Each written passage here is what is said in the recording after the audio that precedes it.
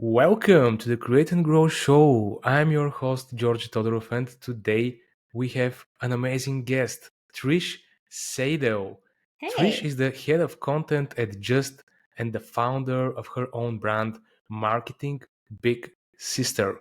Trish has worked in the French tech world for 9 years, helping French businesses gain a competitive edge in English speaking markets. Hi, Trish. Welcome Hi. to the Create and Grow Show. How are you doing? I'm good, thanks. It is a rare sunny day in Paris today, so my mood is good. I have lots of energy. I'm happy to be here. Amazing, amazing. So, tell us a little bit about yourself. You are from the United States and you moved to Paris. I did, yeah. So I'm American born and raised, and I moved to France when I was 21. So it's been about 10 years now. So I would self-proclaim myself to be une Parisienne, so a French girl in my heart and my soul. I can So confirm that, just to mention to our listeners, I have seen the way that you dress, and it's not American, it's Parisian, yeah, that is the basically. biggest compliment you could ever give me. So thank you so much. You're welcome. By the way, now our two cities are connected with direct flights, and I'm expecting a guest at the end of April to visit Varna. He's from Flippa and he's also from Paris. He's Nice. going to be a guest speaker on the local event that we hold here. Sorry for Cool. the off topic. Can you continue with the introduction of yourself? Sure. So I'm Trish, obviously. So born and like I said, born and raised in the US, live in France now. And so I've been involved in the French tech space since the start of my career about 10 years ago. I work for Just. Currently, I'm the head of content, which basically means that, anything that comes in and out of our platform publicly is something that, we have worked on in our team. And yeah, I am the founder of Marketing Big Sister. Like you kindly introduced me. Marketing Big Sister is my brand on LinkedIn and in life, I'd like to say. And my goal is to kind of help the wonderful men and women, young marketers find their way. What is Big Sister marketing? So basically the story of the brand is quite a natural one. I think kind of all great brands are start this way. If I can claim Marketing Big Sister as a great brand, it kind of came naturally. So I was having a lot of these coffee chats that we have on LinkedIn. If you're active on LinkedIn, you tend to do like these kind of networking calls with people that you've seen in your comment section, people whose content you admire. You kind of, it's very common to like reach out in DMs and be like, do you want to grab a virtual coffee, right? And so I was doing that a lot as I was growing my audience on LinkedIn. And people were like, oh, Trish, like, you're like my big sister. Like, you give such good big sister advice. Or, like, you remind me of my sister or some other, powerful female in their life.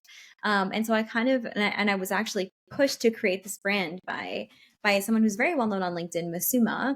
And I was like, you know what? I want to start building my brand. Like, where do you think I should begin? And she was like, well, like, what do you feel? Like, how do you feel about yourself and your brand? And I was just like, oh, people keep calling me their big sister. Let's explore that idea. And that's how it was built. Completely natural. Yeah, completely natural. Let's give some context to our readers. I have also used your advice when I saw that you are doing very well on LinkedIn and your posts get so much engagement. I reached out to you and asked you to tell me how can I improve my LinkedIn game. Yeah. So Yeah. How long basically, ago this was is that? That was a your while ago now. that was for a couple of weeks ago, I guess. Yeah.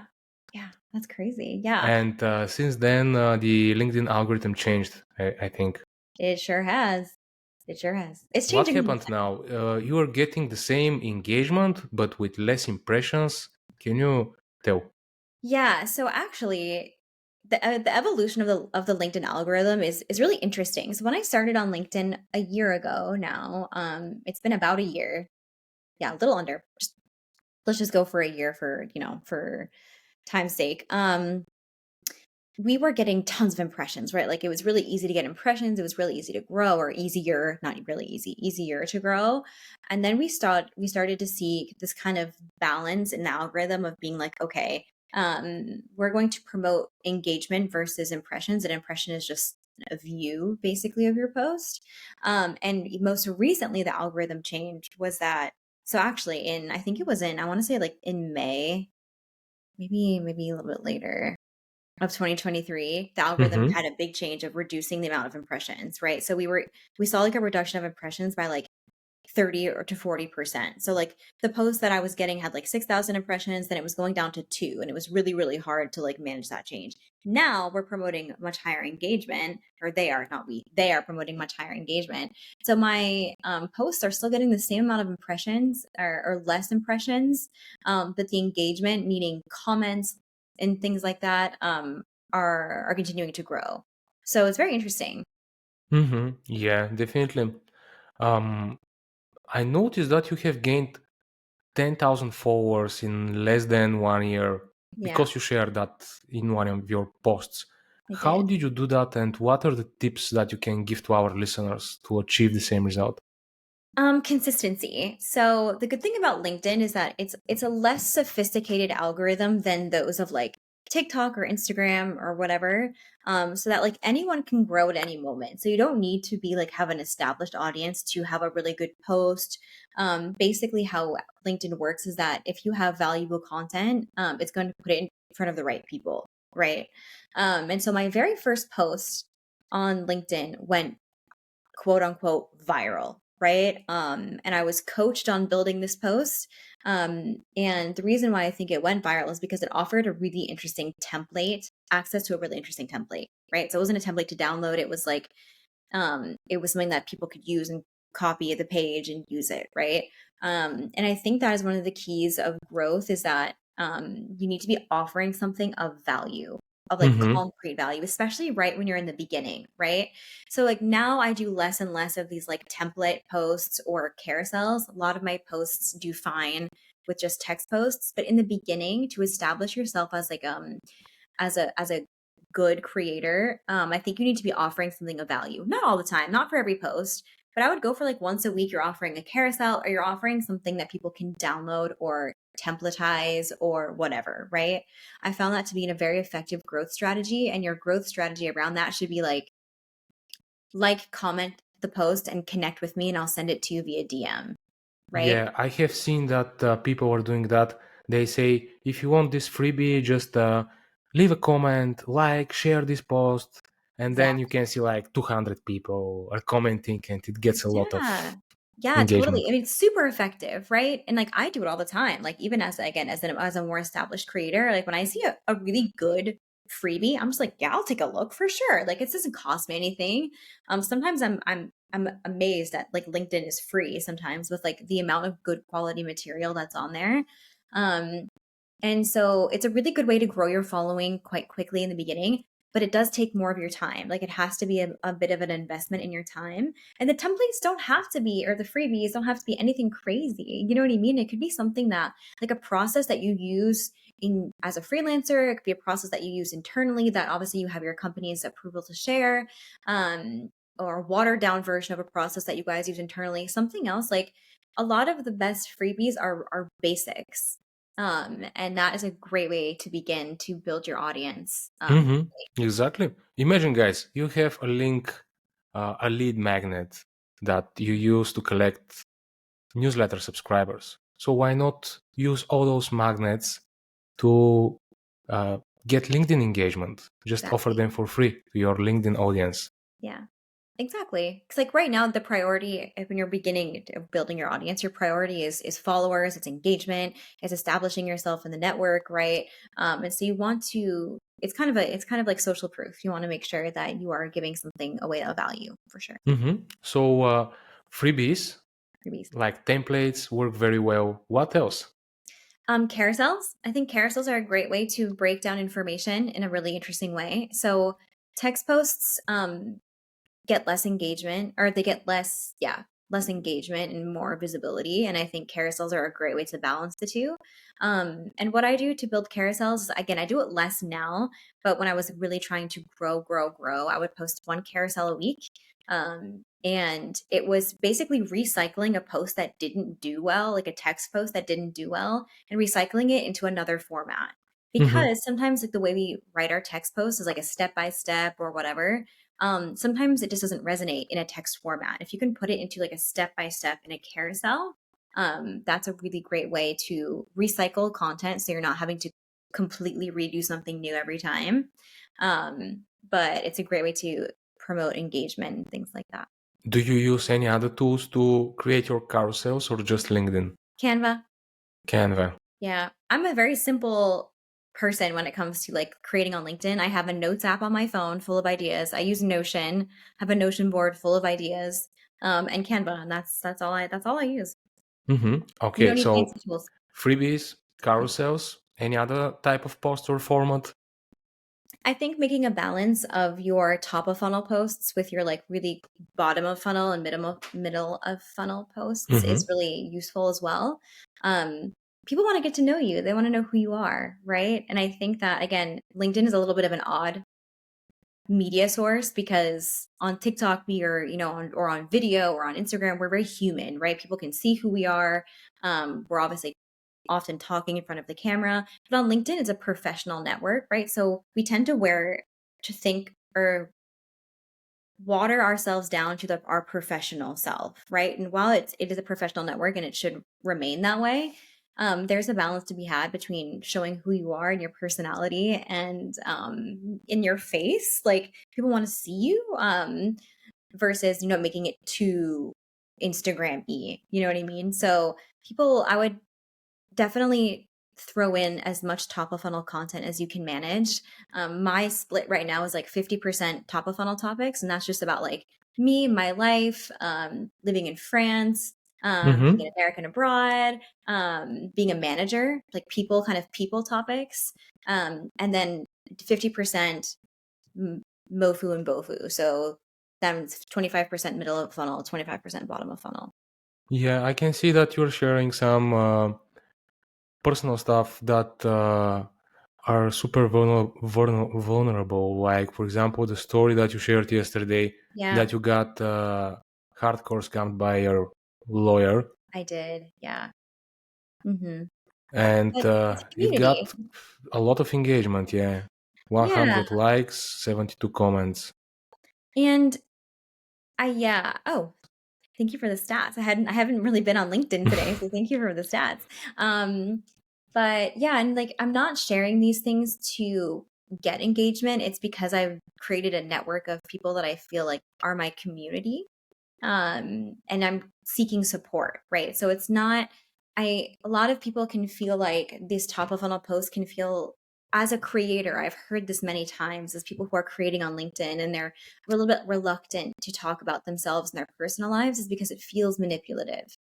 Um, Yeah. to your audience, that you're like seeking likes or you're seeking engagement, when really it should be with the intention of connecting with people and making other people feel seen. Yeah, makes sense. Yeah. Definitely. Let's dive into your LinkedIn profile and choose one or two LinkedIn posts that did really well and dissect them to see the science between those posts. Sure. Let me pull them up.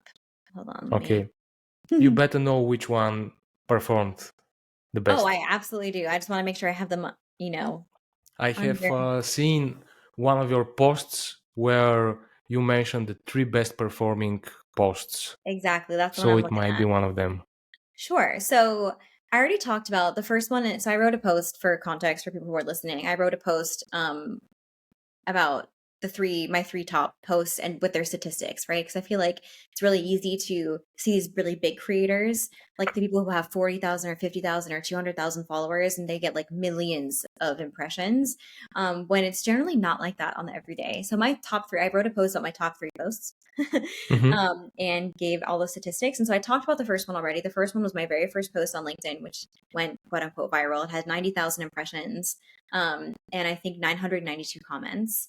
But the second one I want to talk about is a post that I posted 2 weeks ago. And it has 65,000 impressions and 90 comments.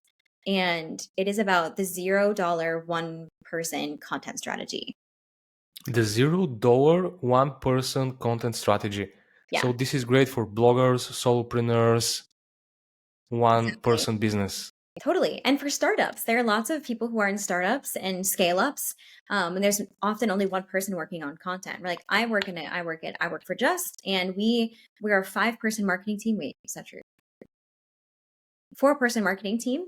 And I'm the only one that's dedicated to content. So it's kind of the same system that I use. Obviously, we have a little bit more budget, but it's kind of the same principles that I apply Hmm. to my job currently, right? And the reason why I think it worked really well and why it does and it's continuing to grow and to do well, is because it's applicable to most of my audience, right? It's niche enough where it's middle of funnel to bottom of funnel, right? So content strategy is kind of my bottom of funnel niche brand. Um, but it's talking about a problem that a lot of my community is facing and I face sometimes. And I think that's what makes it so relatable. And it's a step by step, which also really helps. Yeah, can you tell us more about this $0 one person content strategy? What's Sure. behind it? Sure. So it's basically teaching content marketers how to recycle their content downwards, right? So when we talk about $0 or the amount of budget that people need for good content, people tend to think it can be very expensive.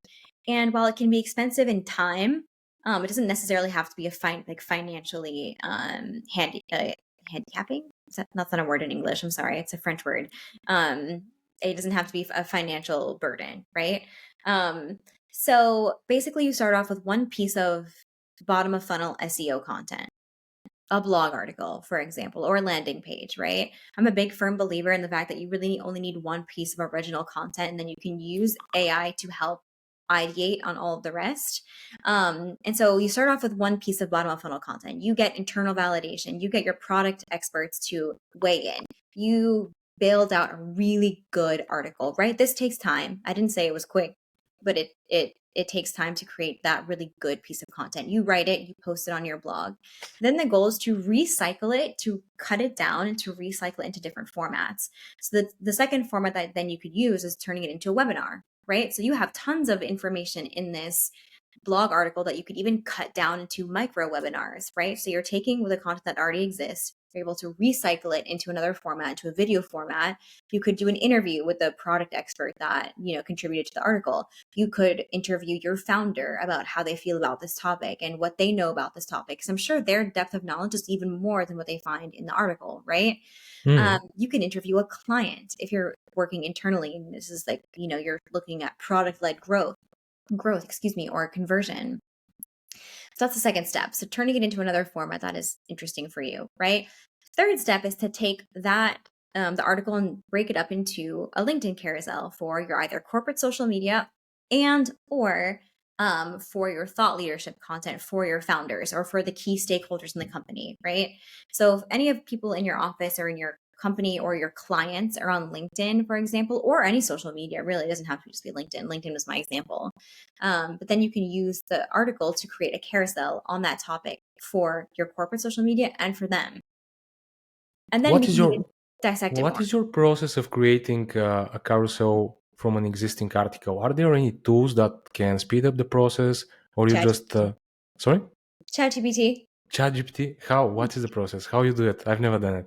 So you take the article. So it's all good use of ChatGPT is first of all having a ChatGPT 4 subscription. Like the difference between the free ChatGPT and the paid one is quite vast.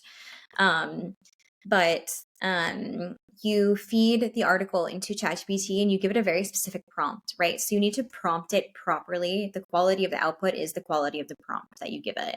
And so it depends on your company, the thought leadership, the carousel, like what you want out of it.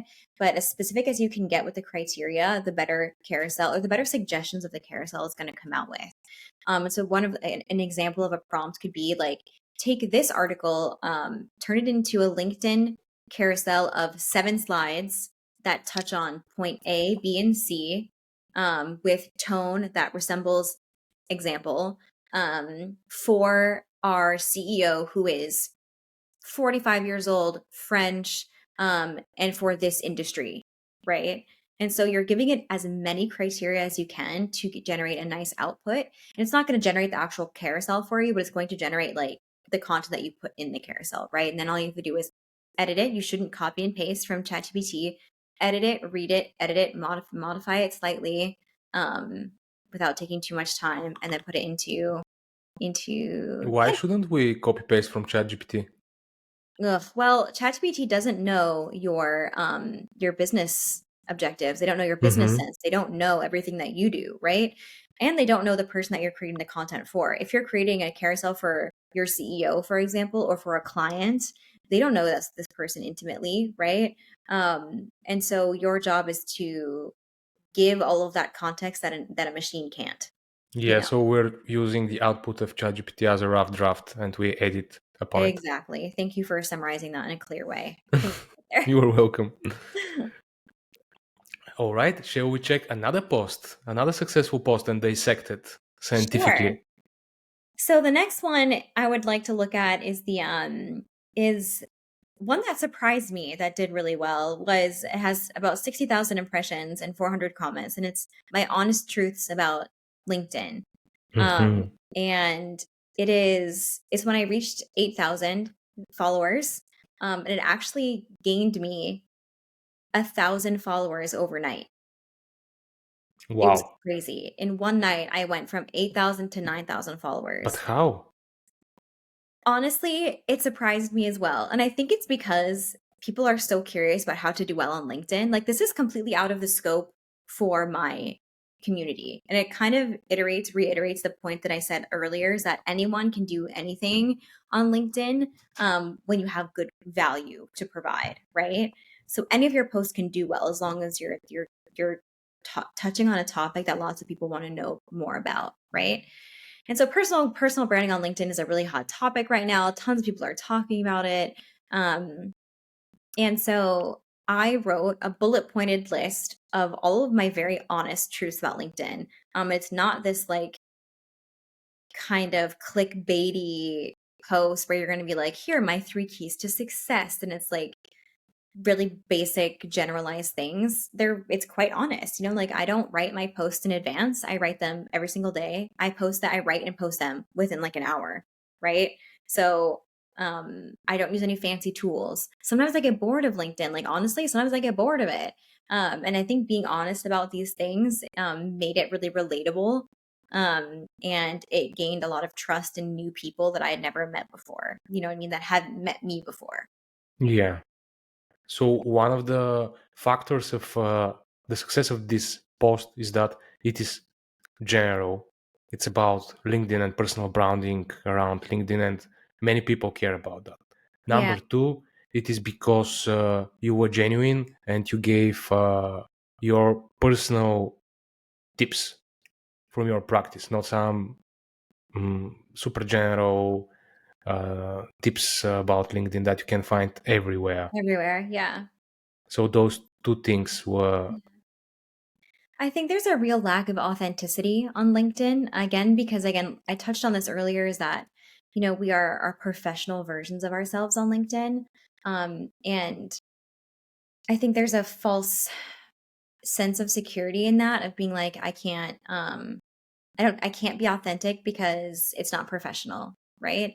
And I think there's a marriage to be had between, who I am as a person is professional. Like, I work in a professional world, like, you know what I mean? And so I'm very much who I am in front of you, talking to you, as who I am online, as to who I am in the office, as to who I am with my friends, you know what I mean? And finding that marriage is really, really important.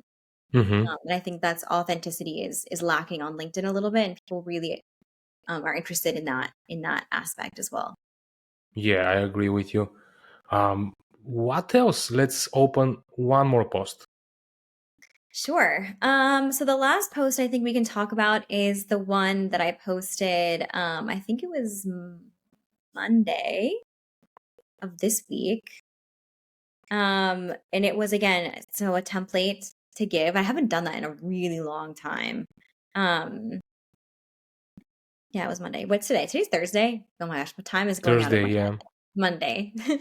And so it only has 10,000 impressions right now, but it should go quite a bit higher. But 185 comments, but 80 likes. This is interesting, is that there are 185 comments, but only 80 likes, which means that people aren't commenting and liking. They're kind of doing one or the other, Oh, yeah, right? interesting. And this is representative of that algorithm, that maybe that potential algorithm update of just being like, okay, people are either doing one or the other, but not necessarily both. And it's a template that I was able to send by DM, and the topic is about the internal marketing briefs that we use. So if you work in a company or you have clients, you're a freelancer or a solo entrepreneur and you have clients, if they need something from you, it's not about sending you a Slack message. It's about them filling out a brief, a very clear idea of what they're looking for so that you can do your job better. Yeah, Right. absolutely. And I think that's super important for any And marketer, you whether you're internal or external. and you save yourself some time of back and forth conversation and asking for more information about different things. Exactly. Yeah. As much details they can give you, the quicker it's going to be and the less back and forth you have, which saves you time. And we all know, especially as a freelancer or a solo entrepreneur, time is money, right? Absolutely, because you have to do so many things. Yeah. What are Exactly. the most common mistakes that people make on LinkedIn? That's a good question. Over editing, I think. Um, Over editing is a big one, What meaning is over editing? Like over spell editing checking? yourself. So kind of again, kind of giving a watered down version of yourself or what you do. Talking only about your success, I think is that's what I mean by that. Is over editing is talking only about your success. Um, that is a big mistake. Yeah. I think people kind of see through that now, and they find it to be a little bit arrogant. And so that's one big mistake. So again, kind of relaying back to that idea of authenticity. I think people taking on too many topics in one post is also a big thing. It's why their posts don't do well. So one topic, one post, right? And we're hmm kind of niching down to as micro topic as possible. So you can't, if you want to write a post about your content strategy, your entire content strategy, wherever you are, for a client or for you internally, that is like 15 posts. You need to break it down into micro topics and micro sections, because people aren't capable of like, not because people aren't capable, but like it's not, that's not what LinkedIn or social media is made for, is giving an overall view. It's kind of niching down into one little micro topic per post. Does that make sense? Yeah, absolutely. Because you can go off topic and mention other things Yeah. very easily. Like if you speak Yeah. about SEO, uh, don't mention all the subtopics like keyword research, backlinks, Yes. content. Just focus on one. Focus on links for this post. Totally. Yeah. Yeah, you said it perfectly right. Is that like focus on one aspect of something versus the global topic. I think another big mistake is not explaining what your post is going to talk about in the hook. Right? So the hook is arguably the most important part of LinkedIn. Like it is the most important part of any post. It's kind of what you should be spending even the most time on, right?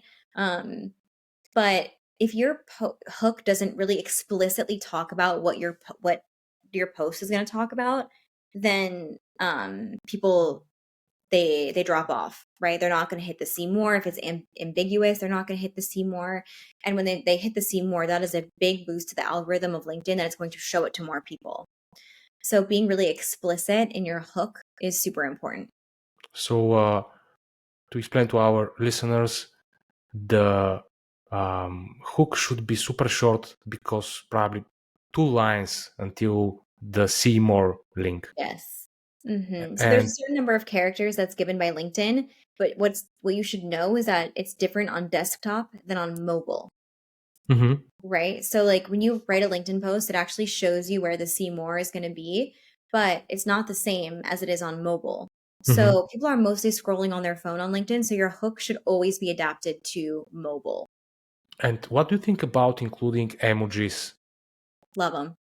Yeah, I can see that posts that have emojis, they get so much more attention and Yeah. engagements. There should be something behind that. Totally. And I think it's more about using emojis as a guide for your eye, right? Yeah. You're helping that information that's really important stand out, and you're not using it to like replace words. You're not using it to be kind of kitschy and fun. It's not like I'm fun, so I'm going to use emojis. I want to do this. It's more about, it's really about making sure that the eye knows what's important because people are scanning your post. They're Mhm. rarely reading them in depth. You know what I mean? And so it's helping people scan the content. And yeah, Yeah. So what are the best emojis to use? I guess the arrow. There is an arrow and it shows, okay, read from here, or yeah. maybe fire. What else? Fire. I always use Rocket. the point down. Up, point, down. Yeah. That's like in every single one of my hooks. I would say 90% of my hooks, it's the point down. Oh, that's perfect. That's amazing. Yeah. Yeah. Thanks for the tip. Sure. And I use the green checkbox for like lists. Mm-hmm. I think it's a bright color and it also shows that it's something that's positive. And if you're talking about something negative, like a problem or an error or a mistake, I use like the big X, the big red Yeah. X. And that's like it's done really well. What do you think about LinkedIn pods or groups for engagement where you reshare and like each other's posts? I don't think that's a thing. I mean, it is a thing. Like obviously it exists, but I've never used it. Actually, I've never used it, so I can't speak to its effectiveness or not. But um, once you start posting on LinkedIn, you will see that you see the same people all the time, right? So the same people are going to show up in your comments. The same people are going to start liking your posts. The same people, and you will do the same for others. You're going to find creators that you love and that you're always commenting on their posts. Then you kind of become internet friends, right? Even if you've never met, even if you've never had these like virtual chats, um, you kind of become friends with them and you kind of support each other. And that to me is much more effective. Is that find the people that have shown up for you and show up for them in their posts, you know? Yeah, you can mess up your audience basically if you use the wrong pot with just everyone, Yeah, different people. exactly. I'd like to share something from my experience, a challenge that I face now. Mm, Maybe you can give me a tip about that, some advice. I started recording those podcasts a couple of weeks ago in a video format. And mhm. after I upload them to YouTube, I go to a cute little tool called opus.pro.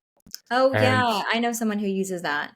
yeah, and Opus use AI to split up smaller video clips of Right. 30 seconds, 60 seconds, and they put captions on that. Mhm. And I can even use Opus to schedule those posts in TikTok, LinkedIn, YouTube Shorts.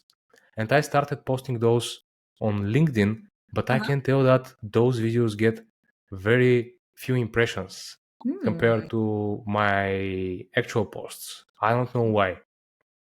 Maybe that's not the preferred format. So I know that in TikTok, for example, so one of my very best friends has 1 million followers on TikTok. She's incredible. And her advice is always do everything in app. So Hmm. film TikTok in app because TikTok's algorithm is going to promote things that are done in app. I have no idea if LinkedIn is the same, but that would be my first guess is that if it's posting automatically from a third party app, maybe it just doesn't like it. I have no Yeah, idea. that's another interesting question about TikTok. By doing in app everything, do you mean that I should pull out my phone and Yeah. start recording, or I can just upload the video from my phone to the app? If you're recording like a video of yourself, it should be in app on TikTok. I'm not sure what the advice is if you're like if you have something else pre-recorded like on desktop like we're doing right now, for example. Hmm. So that I'll ask her and get back to you. But Perfect, thanks. yeah, sure, no problem. We have a good big community of sisters over here to help. And so Sisters and I'll ask her and brothers, get yeah. back to you for sure. Maybe you can tell your followers. Absolutely. I will include all interesting and useful informations as links in the show notes, and also links to those three super successful LinkedIn posts so they can study them super carefully, like and comment on them. So Trish, Great. I think that was pretty much everything, but let's just make a last effort and summarize all useful tips and hacks that you give for LinkedIn. Let's brainstorm again. Number one, Authenticity, authenticity. always. Okay, number two. Work the hook. Number 3. Provide something of value. So freebies or a really good carousel in the beginning. In the beginning. Number 4. Put me on the spot. Connect with your community. Have the virtual chats. Number And have a 5. big sister chat. Big Sister Chat, where they can find that. Yeah, so if you go to my profile on LinkedIn, so first of all, follow me on LinkedIn. I'd love to meet you. I offer a 30-minute Big Sister chat is what they're called. They're completely free. And we can talk about anything from marketing to content creation to LinkedIn to life, love, if you have a dog, where you live, where you're going on vacation, like any we talk about anything and everything. It's a moment to get to know each other. So go to my profile and book a chat. Great. And any other places besides LinkedIn, like Twitter, website? Soon, so soon to be a Big Sister podcast. So hopefully you will be a guest. I'm Absolutely. I will be hoping that happy you'll to be return the favor. great. So yeah, I'll be launching a Big Sister podcast at the end of the year in Q4 of 2024. So hopefully October, because it is my birthday month. So why not celebrate with a podcast, right? Yeah. Where we will be talking not only marketing, but again, kind of mirroring the Big Sister chats of talking about female empowerment in the workplace, talking about women in tech, talking about being, being a big sister, being a little sister, how we can help everybody crush their marketing goals and their life goals. So yeah, that's what's coming up. Amazing. Thank you so much for being a guest on the Create and Grow show, Trish. Of I course. hope, Thank you so much for having me. yeah, we keep in touch and all the best. All the best. Thanks. Thank you. Bye bye. Bye.